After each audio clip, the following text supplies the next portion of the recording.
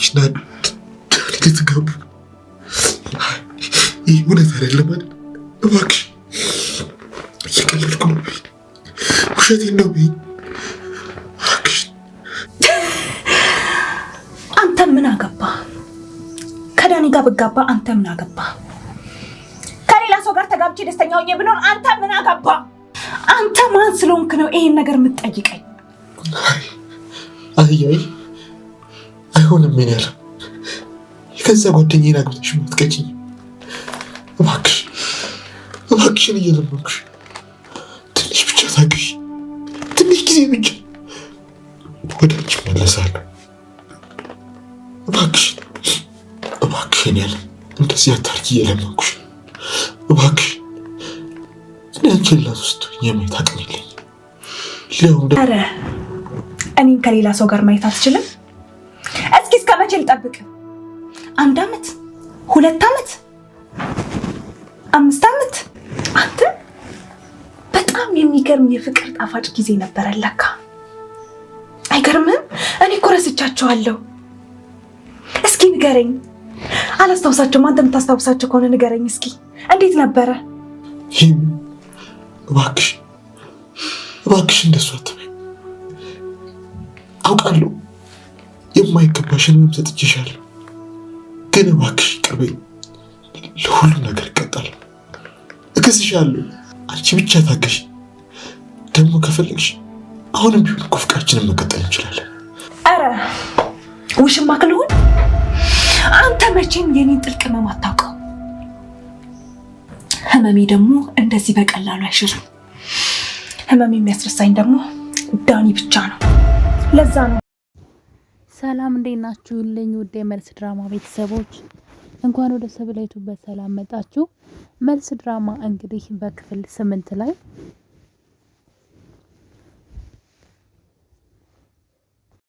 ዳግም ወደ ዳኒ ቤት ሄዶ ነበረ። እናም ዳኒን ፈልጎ ይቅርታ ሊጠይቀው በሄደበት ጊዜ ነበረ የዳኒ እናት ዳግምን ማለት ነው ዳኒ ሊያገባ እንደሆነና የሚያገባው ያንተን ጉድ ነው፣ ሄመንን ነው፣ አንተ ስትተዋት ልጅን አጠመደችብኝ እያሉ እንግዲህ እሮሯቸውን ይናገራሉ። እና በዛ ቅጽበት እንግዲህ ዳግም በመደንገጥ በፍጹም እሷን ሊሆን አይችልም ብሎ ያለቅሳል። እየተነፋረቀ እንግዲህ ተነስቶ ወደ ሄመን ቤት ነበረ ያመራው። በሚገርም ሁኔታ ሄመን ቤት ሲሄድ ግን ሄመን አልጋ ላይ ቁጭ ብላ ጥቁር በጥቁር ለብሳ ነበረ። በነገራችን ላይ ሄመንን በህልሙ የሆነ ጊዜ አይቷት ነበረና ለእናቱ እየነገራት ነው። እናት የማትቆጪ ከሆነ ለሆነ ነገር ልንገርሽ አላት። አንገቱን ደፍቶ ምን ኩነ ነው ልጅ ስትለው ካልተቆጣሽ የሆነ ነገር ልንገርሽ አላት። ምንድነው ስትለው ሄመንን በህልም ያየዋት ብስኩልኩል ብላ መንገድ ላይ ቁጭ ብላ እየለመነች እና እኔ ሲሄድ በድንጋይ አባረረችኝ የሆነ አብዳ ምናምን ነው ነገር ብሏት ነበርና እንግዲህ በህልሙ ምን እንደደረሰባትም አይቷል ማለት ነው። ነገር ግን አሁንም ድረስ ሄመን እናቷ እንደሞተችም ያወቅ አልመሰለኝም። ጥቁር በጥቁር ለብሳ እንግዲህ ቤት ውስጥ ያገኛታል። ነገር ግን እሱ የሄደው ሌላ ጥያቄ ጠይቃት ስለሆነ ለምን ጥቁር በጥቁር እንኳን እንደለበሰች አልጠየቃትም። ሄመንም እንግዲህ ፊት ለፊቷ መጥቶ ሲቆም እንዴት ብትደፍር ነው ቤት የመጣው ብላ ትጮኻለች። እሱ ግን እውነት ነው ወይ ከዳኒ ጋር ልትጋቡ ነው ወይ ከጓደኛዬ ጋር ብሎ አጥብቆ ይጠይቃታል። እሷም እንግዲህ በንዴት አው ዳኒ ካንተ የተሻለ የሚወደኝ መልካም ሰው ነው፣ እንደውም አንተ አብረህ በነበረክ ጊዜ አይኔን ጋርደህብኝ አልታየኝ ብሎ ነው እንጂ የማፈቅረው እሱን ነው። እሱ በከፋኝና መጥፎ ሁኔታ ላይ በሆንኩ ጊዜ ከጎኔ እንኳን ተለይቶ አያውቅም። ስለዚህ እሱን እወደዋለሁ። ካንተ ጋር ልኖር ያሰብኩትን ህይወት ሁሉ ከሱ ጋር እኖራለሁ። ልጅ ወልደን አብረን በፍቅር ከሱ ጋር እኖራለሁ ስትል እንግዲህ ዳጊን አሳብደዋለች። ዳጊ እንግዲህ በድፍረት የእናቱን ትዕዛዝ በመስማት ሄመንን የ5 ዓመት ፍቅር ስትጠብቀው ኑራ ህይወቷን ሁሉ ሰጥታው፣ ነገር ግን እሱ እናቱ ራሴን አጠፋለሁ እሞታለሁ እሷን ካላገባ ብለው እናትየዋ የምትፈልጋትን ሴት እሱ ሳይፈልግ ያገባን። ሄመንን ግን ልቧን ከሰበረው በኋላ ከዛ በኋላ ግን በጽና በእናትየዋ ምክንያት የሄመንን ህይወት አበላሽተዋል። የሄመንን ብቻ አይደለም የዳግምንም የዳኒንም ህይወት አበላሽተዋል። እሱ ባያቅም የሄመን እናት የሞተችው በሱ ምክንያት ነው። ሌላው ነገር ደግሞ ለሄመን የሰርግ ወረቀት የላከችው ያችው ምራትየዋ ብትሆንም ግን በሱ ስም ነው እንግዲህ አስቡ። እና እንግዲህ የሄመን እናት በጩቤ ሳታስወጋው አንቺ ነሽ አስወጋሽኝ የሚለው ድራማም የእናትየዋና የሚስትየዋ ነው። በዛውም ደግሞ የዳኒን ፈርኒቸር የስራ ቦታ የሚያዘጋው በሱ ስም ነው። ሁሉ ነገር በሱ ስም ነው የተደረገው። ነገር ግን እሱ የሚያውቀው ነገር የለም። እንደ ከብት ነው የሚነዳው። ሚስትየዋ ሳትቀር ትናንትና በእናቱ በግድ የተዳረችው የዳራ ማለት እናትየዋ በግድ አግባት ብላ ያመጣቻት ሴት ራሱ አእምሮ እንደፈለገች ታሽከረክረዋለች።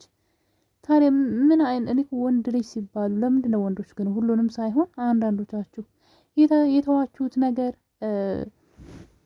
እዛ ያስቀመጣችሁት ቦታ ላይ ወድቆ እንዲቀር ነው እንደ ፍላጎታችሁ? ሲነሳ ስቀና ሲል አትፈልጉማ። ልክ እናንተ ስትሄዱ የእነሱ ህይወት ይቀጥላል ሳይሆን እዛው ህይወታቸው ይቋረጣል ነው የሚመስላችሁ። ልክ እናንተ ትከሻ ላይ እየኖሩ የሚመስላችሁ ነገር አለ። እነዛ ሰዎች እናንተ ታችኋቸው ከሄዱ በኋላ ወድቀው እያለቀሱ የሚጠብቋችሁ የእናንተን እገዛ የሚፈልጉ የሚመስላችሁ ወንዶች በጣም ጅላጅሎች ናቸው። ያማችኋል። አብዛኞቻችሁ ወንዶች እንደዛ ናቸው። ሴቶችን በአእምሯቸው ላይ ትጫወቱና ከዛ በኋላ ግን በምንም ምክንያት ይሁን ትታችሁ ትሄዳላችሁ። ስትመለሱ ሌላ ሰው ጋር ካያችኋቸው ታብዳላችሁ። እናንተ የሰራችሁት ስራስ? እስኪ አሁን ዳግም ምንድን ነው ያደረገው? እናቱ አስገድዳ ሌላ ሴት እንደዳረችው ነግሯታል። ሄመን አልነገራትም። የሰርጉ ቀን የሰርግ ወረቀት ተልኮላት ሄዳ ባይኗ የ5 ዓመት ፍቅሬ ነገ ዛሬ እንጋባለን እያለች ነው። የሰርጉ ቀን እንግዲህ ያየችው ጉዷን። ከዛ እንግዲህ ጠዋት ወይም ማታ አብረው ተለያይተው በቀጣይ ቀን አግብተዋል። አስቡት እንግዲህ እንደለመደችው ጫማዋን አውልቃ በእግሯ እየሮጠች ወደሱ ትሄዳ እንደ ሰርጉን ያየችው። እሺ ታዲያ አሁን ከዚህ በላይ በዛ ላይ የማያፈቅራት ሴት ስለ ሄመን መጥፎ ስትነግረው ብዙ ዓመት የሚያውቃትን ሄመንን ግን አላመናትም ነበር። እናቷ እስከ ሞት ድረስ የደረሰችው በሱ ምክንያት ነው። በጣም ብዙ ነገር ህይወቷን ነው ያጨለመው። ጥቁር የለበሰችው በሱ ምክንያት ነውና በጣም ይገርማል። እና ጓደኛውን የሱ ደካማ ጎን ምናልባት በጓደኛው ከሆነ ጓደኛውን አግብታ ልጅ ኑሯቸው ሲያይ እንዴት አእምሮ ያን ምን ነው ብትጠቀመው ብሎ ዳጊ የሚቆጭበት ጊዜ ይመጣል። አሁን ላይ እንደ ገለባ ዝም ብሎ እየተጋለበ እናቱና ሚስቱ የሚሉትን እየሰማ ሄመን ላይ ብዙ መጥፎ ነገሮችን አድርጓል። ስለዚህ ከዚህ በኋላ ዋጋ መክፈል የሱ ፋንታ ይሆናል። እና እንግዲህ ሄመን ጋር ሄዶ አይኑን በጨዋ ጥቦ እንዴት ዳኔን ጓደኛዬን ታገቢዋለሽ? እኔን ለመቅጣት ፈልገሽ ነው? እኔ እኮ ወድሻለሁ። ከፈለግሽ አሁንም ፍቅራችንን እንቀጥል። ከ1 ዓመት በኋላ ግን ሁሉን ነገር አስተካክዬ ከአንቺ ጋር እንጋባለን ይላታል። እሷን በንዴት ኦኬ ውሽማ ልሁን ወይ አንተ? እኔ ሄመን በነገራችን ላይ የሀረጓ ቤዛ ማለት ነው በጣም ጎበዝ ናት። በጣም ነው የምወዳት። ስተጉን ራሱን የታባቷ ደስ እንደምትል ማለት ነው። ማስመሰል የለውም። እና ውሽማ ልሁን ወይ? እኔ ዳጊን ወደዋለሁ። ዳኒ በጣም ምርጥ ሰው ነው፣ ጥሩ ሰው ነው። በዛ ላይ ይወደኛል። ከሱ ጋር ነው መሆን የምፈልገው።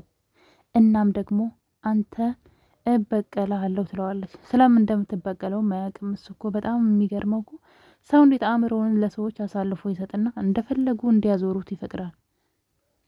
ሰው እንዴት የእናቱና የሚስቱ መጠቀሚያ ይሆናል? እና እንግዲህ እሷም ፎክራበታለች። እኔና ዳኒ እንጋባለን፣ ከአንተ ጋር ያሰብኩትን ህይወት ሁሉ ከእሱ ጋር ኖረዋለሁ እና ደግሞ ላደረግከኝ ነገር ሁሉ እበቀልሃለሁ ትለዋለች። እሱ ግን ይቅርበኝ ስላደረግኩሽ ነገር አያውቅም ምን እንዳደረጋት። ነገር ግን ይቅርበኝ እና ደግሞ የሚከፈለውን ዋጋ ከፍላለሁ አላት። እሺ እያንዳንዱ ነገር መክፈል ከቻልክ ስለዚህ ከትንሹ እንጀምር ትለዋለች። ክብሬን ሴትነቴን ስትለው እሱን እኔ መመለስ አልችልም ሲላት ማለት ነው። ይህን ማድረግ ካልቻልክ ትልቁንም አትችልም። ስለዚህ አንተም ሆንክ ቤተሰቦችህ ዋጋ አስከፍላችኋለሁ። ሁሉንም ነገር እየቆጠርኩኝ እየነጠቅኩ ነው ማሳጣ እያሳጣሁ ነው የምበቀል ብለዋለች። ማለት የምትወደውን ነገር እየነጠቅኩ እያሳጣሁህ እበቀልሃለሁ አንተም ቤተሰቦችህም ብለዋለች። እንግዲህ ሄመንዬ ጎበዝ ነሽ፣ እውነቴን ለመናገር ከሆነ ማለት ነው። እዛ ጋር ልብ ድካም አለበት መሰለኝ። እንግዲህ ወድቆ መሬት ላይ ራሱ ዝም ነው ያለችው። ተነስተው ውጣ እዚህ ሞተ ስበብ እንዳትሆንብኝ ነበር ያለችው። እና ሴት ልጅ የቆረጠች ቀን ማለት ነው አለቀ። እና ሴቶችን የምታስከፉ ሴቶችም ትኖራላችሁ እኮ እንደዚህ የምታደርጉ፣ ግን አብዛኛው ግን ወንዶች ናችሁ። የሴቶች ህይወት ላይ የምትጫወቱ ወንዶች። ሄመን ብትሆን አታደርገውም። ሄመን ብትሆን እናቷ በግድ ሌላ ሴት ተዳሪ ብትባል እንግዲህ እሷ ሴት ናት። ቤተሰቦቿ ምናልባት መብት ሊኖራቸው ይችላል። ሴት ስለሆነች ታጭታ አግቢ ብትባል ዳኒን ክዳው ወይም ደግሞ ተደብቃ ሳይሆን ቤተሰቦቿ እንዳስገድዷት ነግራው ነው የምትሄደው። እሱ ግን ምንድነው ያደረገው? እሷን አለው እሺ የኔ ቆንጆ እያለ ያችን ሴት እናትየዋ አጭታ ያመጣችለትን ሴት አገባ። እንዴ ምን አይነት ድፍረት ነው? ከዛ ማግባቱ ሳያንስ ልቧን መስበሩ ሳያንስ ደግሞ የእነሱ ኖሮ የልቅቃሚ እየሰማ ሄዶ እሷንና እናቷን መሳደብ ጓደኛውን ምናምንና በጣም ከባድ ነው። ስለዚህ ዳኒ መቀጣት ዳጊ ማለት ነው ቅጣት ይገባዋል። ምናልባት ትምህርት መውሰድ አለበት እና ሄመንና ዳኒ ግን መጋባት አለባቸው። እንግዲህ ሄመን እርጉዝ ናት። ልጁ ግን የማን ነው? የዳጊ ነው። ክፍል 9 ይህን ይመስል ነበር። በክፍል 10 እስከምንገናኝ ድረስ ሁላችሁንም ወዳችኋለሁ። ለቤቴ አዲስ ከሆናችሁ ሰብስክራይብ በማድረግ ቤተሰቡን፣ ነባሮች ደግሞ ሼር፣ ላይክ። በቀጣይ እስከምንገናኝ ድረስ ቸር ቆዩልኝ።